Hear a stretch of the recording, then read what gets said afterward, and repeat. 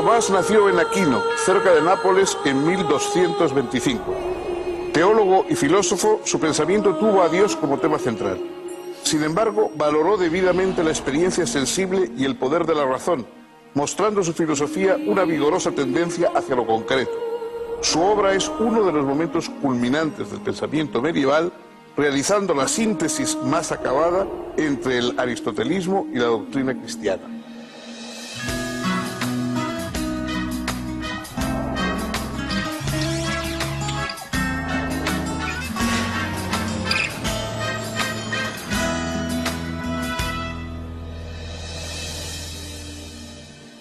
¿Qué tal, amigos? Bienvenidos a nuestro programa de divulgación filosófica. Los filósofos están siempre codeándose con los teólogos, o si quieren ustedes, la teología está planeando siempre también sobre la filosofía. Aristóteles, el propio Platón, han hablado indistintamente de los temas del mundo, de los temas de la realidad, y también han hablado de vez en cuando de la divinidad. Pero a partir de la filosofía cristiana, a partir de que el cristianismo se convierte en la gran ideología de Europa, naturalmente la teología adquiere un carácter, un peso mucho mayor del que había tenido nunca. En primer lugar, porque la teología está al servicio de una iglesia y esa iglesia es muy potente.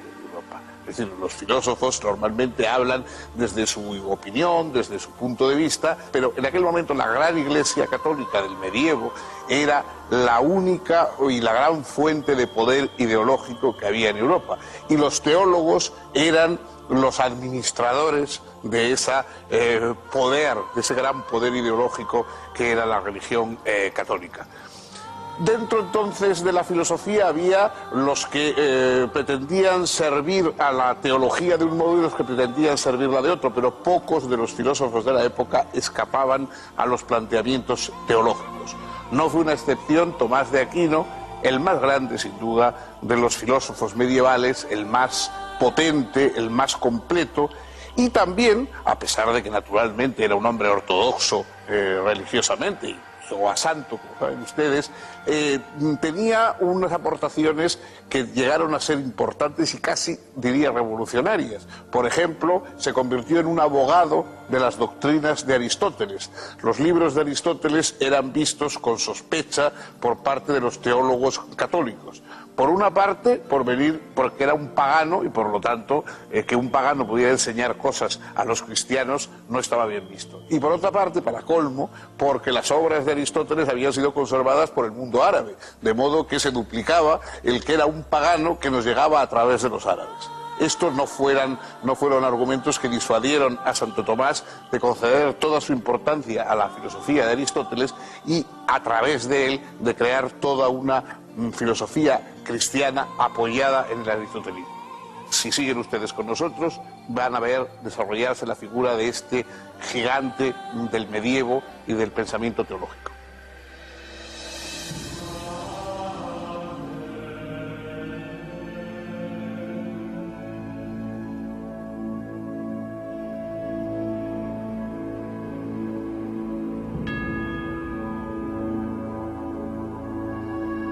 Los padres de Tomás pertenecían a la nobleza. Tuvo 6 hermanos y 5 hermanas, pero su padre decidió preparar al niño para que algún día pudiera ser elegido abad del monasterio benedictino de Monte Cassino. Ello sería conveniente para asegurar la fortuna familiar. Por eso, a los 5 años, lo envió a ese monasterio para iniciar su educación. Tomás permaneció durante 9 años en Monte Cassino y en 1239 fue a la Universidad de Nápoles para continuar sus estudios. Profundizó sus conocimientos de filosofía y se relacionó con algunos religiosos de la Orden de Predicadores, fundada por Santo Domingo de Guzmán. Tomás decidió ingresar en ella, pese a comprender que su familia, que esperaba que hiciera carrera en la jerarquía eclesiástica, no podría estar de acuerdo con tal decisión. La orden dominicana, al igual que la franciscana, no daba a sus miembros más futuro que el de frailes mendicantes.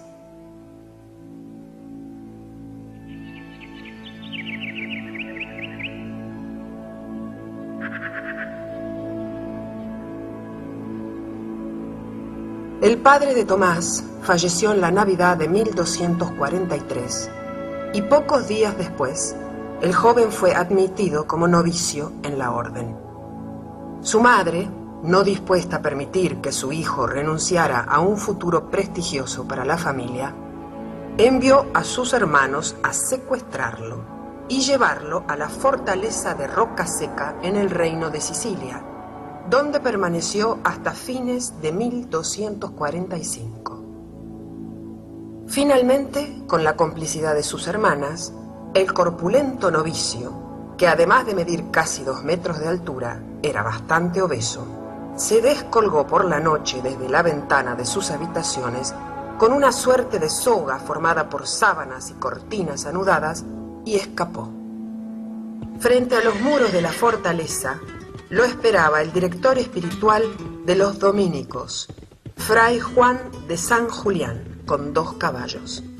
Ambos huyeron de inmediato a Nápoles. Luego de completar su noviciado, Tomás fue enviado a Colonia para estudiar teología con el maestro Alberto Magno.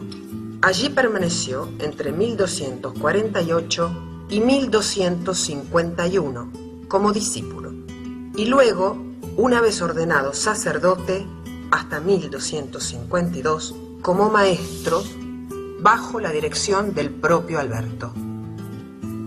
En 1252, el maestro general de la orden envió a Tomás a la Universidad de París como bachiller para hacerse cargo de una de las 2 cátedras que los dominicos allí regenteaban.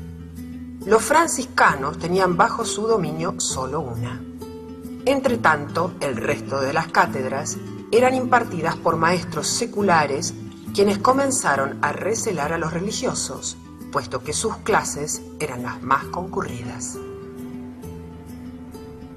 Las tensiones desencadenaron choques violentos entre los estudiantes universitarios y medidas arbitrarias por parte del claustro contra los maestros religiosos. Los concurrentes a las clases de estos eran amenazados para que no asistiesen. Algunos alborotadores irrumpían en las cátedras para generar desorden. Se apedreaba a los maestros, que debían movilizarse con guardia armada, y se llegó a disparar flechas contra las ventanas de los conventos. El líder de los maestros seculares, Guillermo de Saint-Amour, hizo difundir un escrito en el que se responsabilizaba a los dominicos y franciscanos del malestar de la universidad. También les atribuyó, falsamente, un libelo injurioso contra el papado, que parece que escribió él mismo a ese efecto. Estas acusaciones fueron refutadas por los franciscanos Buenaventura y Tomás de York, y por el dominico Tomás de Aquino. En 1256, el Papa Alejandro IV puso orden en el conflicto e hizo desterrar a Guillermo de Saint-Amour. Asimismo, ordenó que el franciscano Buenaventura y el dominico Tomás de Aquino fueran admitidos en el claustro universitario.